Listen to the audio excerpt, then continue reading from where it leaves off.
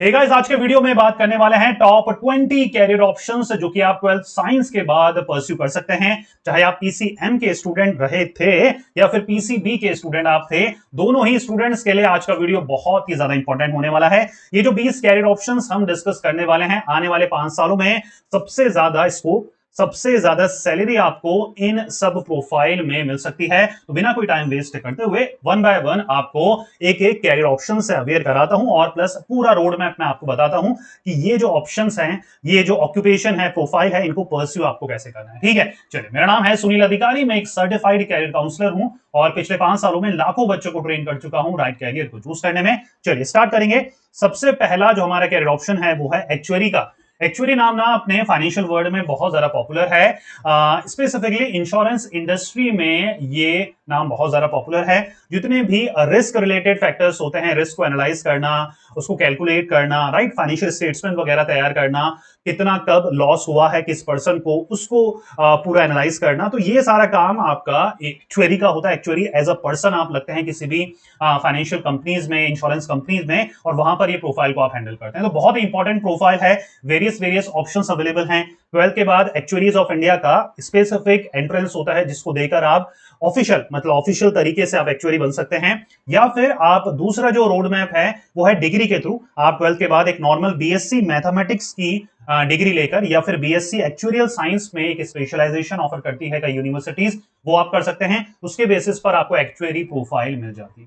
ठीक है, तो 2 कैरियर पाथ मैंने आपको बताए हैं। 12th के बाद क्या करना है, एक्चुअरीज ऑफ इंडिया। ठीक है, एक्चुअरीज ऑफ इंडिया डालेंगे, how to become actuary in India, Google पे डालेंगे तो आपको एक्चुअरीज ऑफ इंडिया का जो हमारा ऑफिशियल वेब पेज बोलेंगे या फिर ऑफिशियल वेबसाइट बोलेंगे, वो आपके आ जाएगी और उसके थ्रू आपको रजिस्टर करना है। नियर अबाउट 2 से 3 साल लगते हैं। ये पूरा जैसे आपका सीए का होता है, सीएस की स्टडी होती है, वैसे ही अलग अलग पेपर्स होते हैं जो कि आपको क्लियर करना पड़ता है।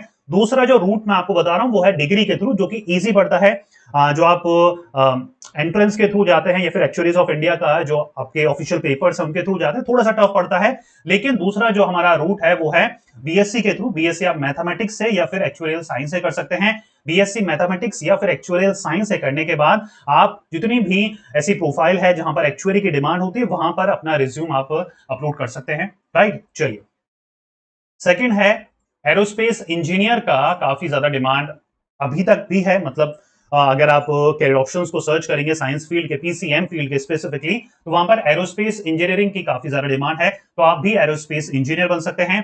कैरियर पाथ की बात करेंगे तो 12th के बाद बीटेक एरोस्पेस से आप कर सकते हैं। एरोस्पेस इंजीनियरिंग नाम से आपका एक स्पेशलाइजेशन होती है बीटेक की, जो कि आप चूज कर सकते हैं। या फिर आप बीटेक मैकेनिकल से भी कर एरोस्पेस इंजीनियर बन सकते हैं। याद रखिएगा, आप भी बीटेक के थ्रू ही एरोस्पेस इंजीनियरिंग फील्ड में अपना कैरियर बना सकते हैं। एरोस्पेस, जैसे आप जानते हैं, जितने भी स्पेस क्राफ्ट होते हैं उनको मेंटेन करना, उनके टेस्ट वगैरह करना, ये काम होता है हमारा एरोस्पेस इंजीनियर का। ठीक है, third one is agriculture scientist की प्रोफाइल में आप वर्क कर सकते हैं, जिसके लिए आपको बीएससी एग्रीकल्चर जैसे डिग्री कोर्सेज 12th के बाद करना पड़ेगा। एग्रीकल्चर में इंटरेस्ट होना बहुत ज्यादा जरूरी है और आज के समय में तो बूम चल रहा है, राइट, एग्रीकल्चर फील्ड का। जितना भी आपका नेचुरल हार्वेस्टिंग वगैरह है इस कॉन्सेप्ट को लेकर, या फिर बहुत सारे जो आपके अलग अलग फील्ड के जो बच्चे हैं वो भी एग्रीकल्चर में अपना कैरियर बनाना चाह रहे हैं, क्योंकि स्कोप बहुत है और अपने तरीके से, अपने आइडियोलॉजी से, अपने कुछ नया करने की जो चाह होती है बच्चों में, उसके थ्रू बहुत कुछ एग्रीकल्चर सेक्टर में नया आ रहा है, चाहे वो हार्वेस्टिंग में हो या फिर कहीं ना कहीं बायोडाइवर्सिटी से रिलेटेड भी आप कर सकते हैं, ग्लोबल वार्मिंग से रिलेटेड भी आप कहीं ना कहीं इस फील्ड में आगे कुछ कर सकते हैं। ठीक है, तो बहुत सारे ऑप्शन है एग्रीकल्चर फील्ड में भी।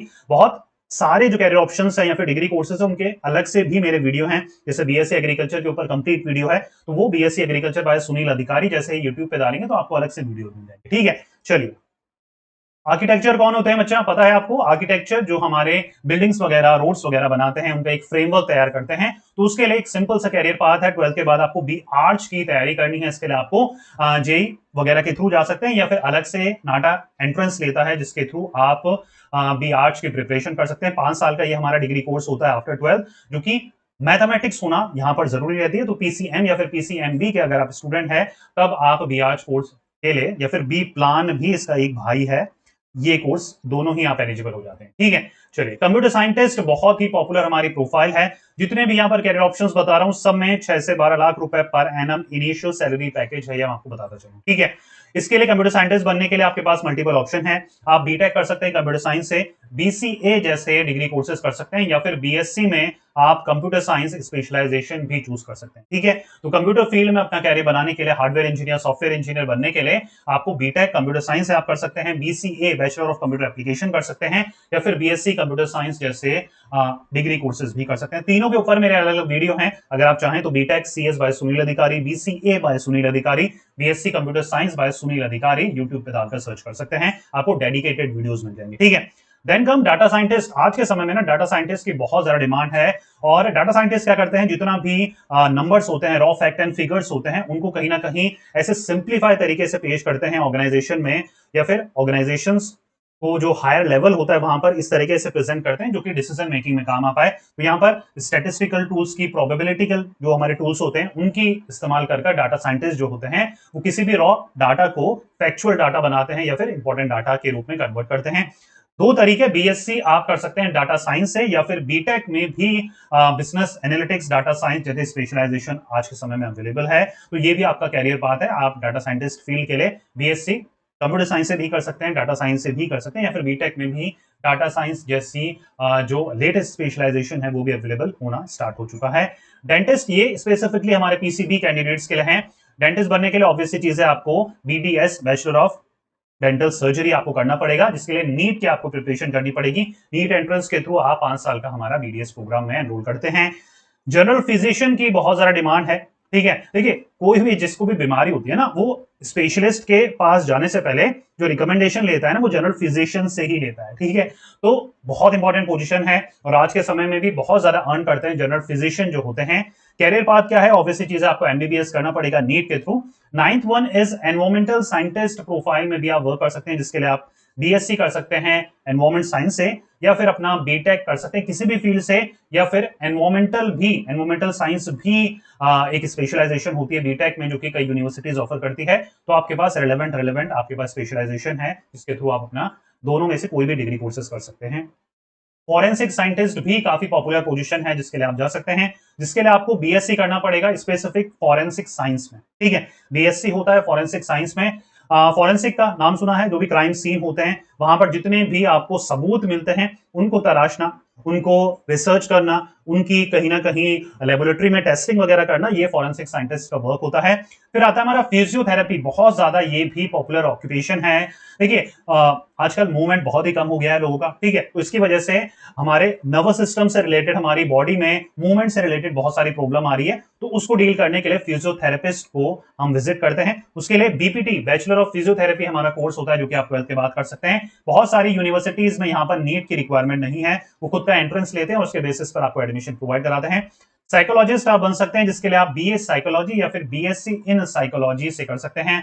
देखिए यहां पर दो चीजें होती हैं, एक होती है हमारी एजुकेशनल साइकोलॉजी, एक होती है क्लिनिकल साइकोलॉजी। तो आपका जिस भी फील्ड में ज्यादा इंटरेस्ट हो, अगर आप कैरियर काउंसलर बनना चाहते हैं, एडमिशन काउंसलर बनना चाहते हैं, उसके लिए आपको नॉर्मल साइकोलॉजी स्टडी करनी पड़ती है। अगर आपको डिप्रेस्ड, जो हमारे क्लिनिकली डिप्रेस्ड जो हमारे लोग होते हैं, पीपल होते हैं, उनको डील करना है, मेडिकल ट्रीटमेंट वगैरह करना है उनका, तो उसके लिए क्लिनिकल साइकोलॉजी आपको पढ़नी पड़ती है। ठीक है, 13th one is your software engineer. आप सॉफ्टवेयर इंजीनियर फील्ड में अगर अपना कैरियर बनाना चाहते हैं तो उसके लिए बीटेक इन सीएस, बीसीए या फिर बीएससी इन कंप्यूटर साइंस जैसे कोर्सेज कर सकते हैं। ठीक है, बीटेक, बीसीए या फिर बीएससी इन कंप्यूटर साइंस।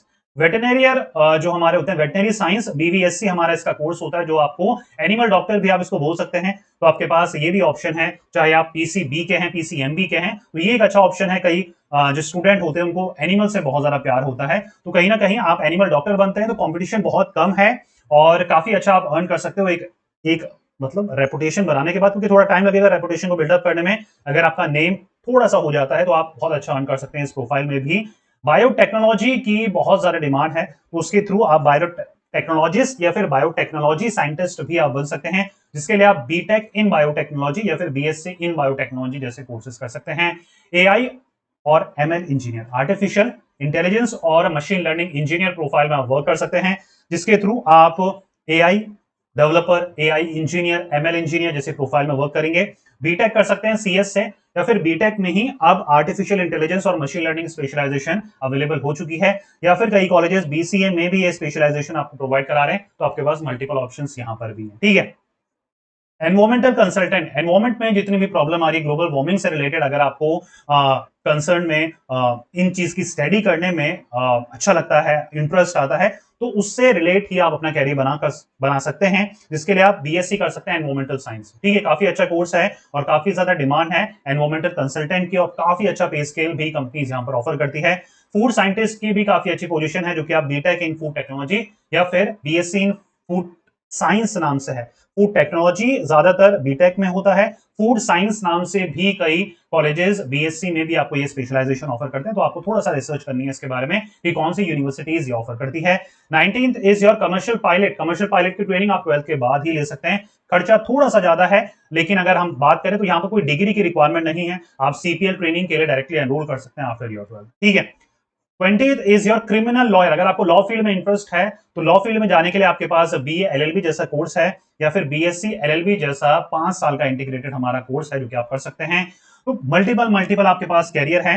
एक छोटा सा मेरा रिक्वेस्ट ये रहेगी आपसे कि आपका जिस भी फील्ड में इंटरेस्ट हो, दो तीन चीजें हैं। देखिए, अगर आपका जिस फील्ड में इंटरेस्ट है, ठीक है, अगर आपके कैरियर गोल, जो भी आपके गोल हैं फ्यूचर के, वो भी वहां पर अलाइन कर रहे हैं, और आपकी स्ट्रेंथ भी उस फील्ड में है। स्ट्रेंथ मतलब जो उस चीज में पढ़ाया और सिखाया जाता है वो चीज आपको पहले से ही आती है, या फिर चीजें सीखने में आपको, वो चीजें सीखने में आपको मजा आ रहा है, ठीक है। तो ये चीजें, इंटरेस्ट, आपका फ्यूचर गोल जो आपको बनना है, और आपकी स्ट्रेंथ जिस भी प्रोफाइल के लिए प्रोफेशन में मैच करती है, आप उस प्रोफाइल से रिलेटेड कोई भी ऑक्यूपेशन को चूज कर सकते हैं। कोई भी क्वेश्चन होता है, कोई भी डाउट होता है, आप कमेंट बॉक्स में कमेंट कर सकते हैं। नहीं तो ऑलमोस्ट हर टॉपिक के मेरे अलग से वीडियो हैं, सिर्फ आपको टॉपिक का नाम डालना है, बाय सुनील अधिकारी डालना है, आपको सर्च करना है, आपको 98% आपको मेरे वीडियोस मिल जाएंगे। अगर नहीं है, आपको नहीं मिलता सर्च करने पे, तो आप कमेंट करके मुझे प्लीज रिकमेंड करिए, मैं आपके लिए जल्द से जल्द जितना हो सके आपके लिए मैं नए वीडियोस बना दूं, ठीक है। और इफ इन केस आपको हमारी जो सेल्फ काउंसलिंग ई बुक्स को एक्सप्लोर करना है, सबके लिंक आपको डिस्क्रिप्शन में मिल जाएंगे। हम बेसिकली ऐसी काउंसलिंग ई बुक्स बनाते हैं